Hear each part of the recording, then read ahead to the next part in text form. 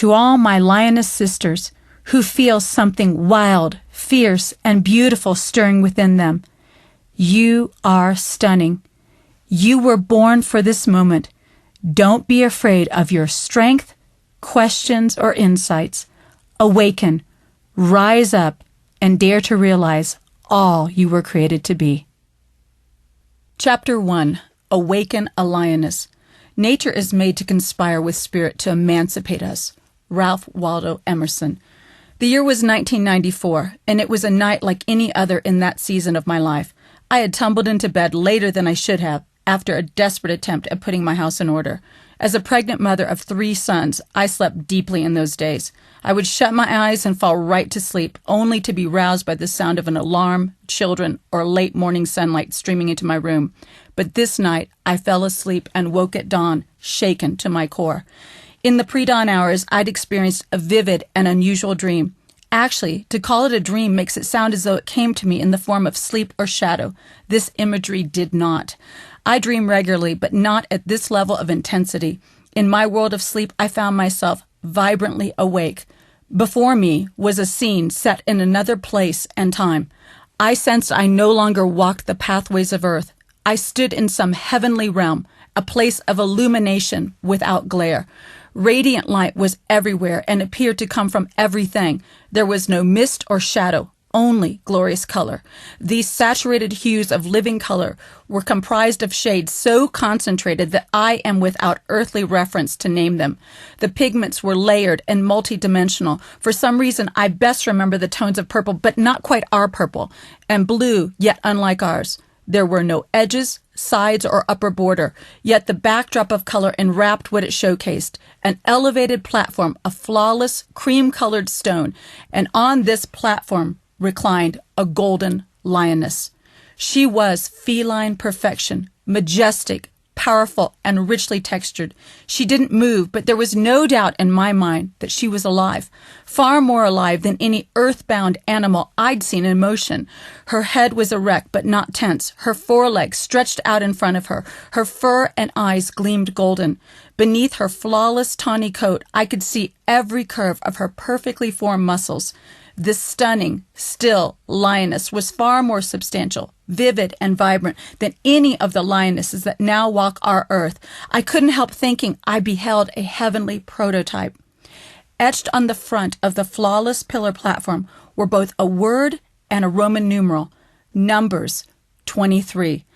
In contrast with this lioness, my form felt transparent, insignificant, and strangely out of place. I felt detached from my body and unaware of being pregnant.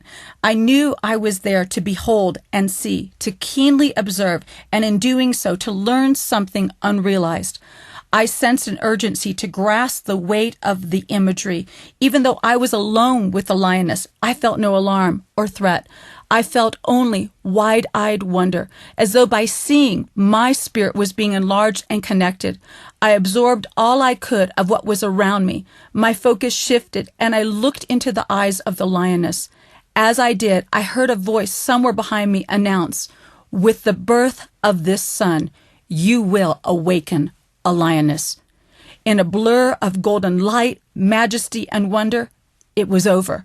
The next thing I knew, it was morning, and I was fully awake. All my senses were in a state of high alert, not out of fear as much as out of shock. What had I just witnessed? As time has passed, I have come to believe our earth is the time-tethered, shadowed form or partial revelation of what is original, timeless, and whole in heaven. Rise up like a lioness. As I lay in the gray of dawn, wide awake, heart racing, and body trembling, I sensed God had sent me this vision of a lioness to reveal something I would have easily missed in the day-to-day. He had my full attention. I was listening with every sense engaged. My room seemed faded and hollow, a stark contrast to the world of color I'd just left. The morning sounds of earth were muffled compared to the clarion voice in the otherworldly place. I paused, afraid to move and lose the last remnants of the vision. I closed my eyes. Yes, it was all there. The lioness, the platform, the inscription, the backdrop, and the voice. Time passed. My heart slowed, my body calmed, and I opened my eyes. Curious about the inscription on the front of the platform, I reached out and drew my Bible into bed with me. I wondered, was there a connection with a literal chapter or verse? If so, what did Numbers 23 hold? As I flipped through the pages, my heart sank when I noted the translator's heading and discovered the passage was an oracle of Balaam. I knew he was an accurate but dishonorable prophet. I read on, not sensing much of anything until I came to verse 19. God is not a man, so he does not lie. He is not human, so he does not change his mind. Has he ever spoken and failed to act? Has he ever promised and not carried it through? Listen, I received a command to bless. God is blessed, and I cannot reverse it. No misfortune is in his plan for Jacob. No trouble is in store for Israel. For the Lord their God is with them. He has been proclaimed their king. God brought them out of Egypt. For them he is as strong as a wild ox. No curse can touch Jacob. No magic has any power against Israel. For now it will be said of Jacob, what wonders God has done for Israel. Numbers 23:19 through 23, New Living Translation.